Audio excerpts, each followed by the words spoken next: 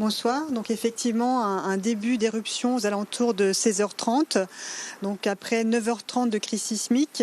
À l'heure actuelle, par contre, malheureusement, on n'a toujours pas de retour visuel sur le site éruptif du fait des mauvaises conditions météorologiques sur place. Mais on sait que le magma est arrivé en surface puisque le trémor volcanique est apparu sur nos appareils.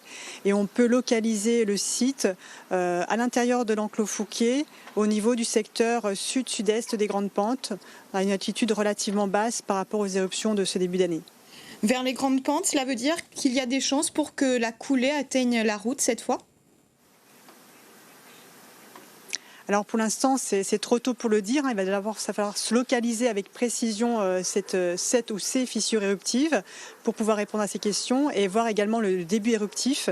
Donc il va falloir voir les conditions météorologiques s'arrangent pour pouvoir faire un retour sur site par nos équipes, sachant qu'on a une équipe qui est dans le Grand Brûlé actuellement pour apercevoir quelque chose, mais malheureusement les conditions sont mauvaises actuellement.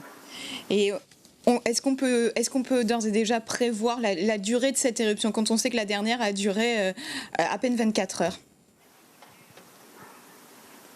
Malheureusement, non. Effectivement, on a eu 3 éruptions de courte durée en début d'année et la dernière au mois de juillet. Donc on sait qu'il y a quand même pas mal de magma toujours présent dans le réservoir magmatique. Mais à savoir si celui-ci va sortir en une ou plusieurs éruptions, malheureusement, on ne peut toujours pas répondre à cette question. Donc pour l'instant, vous le confirmez, cette éruption n'est pas visible. Donc pour ceux qui seraient tentés, il ne sert à rien de se déplacer ce soir. Du fait des mauvaises conditions météo, non.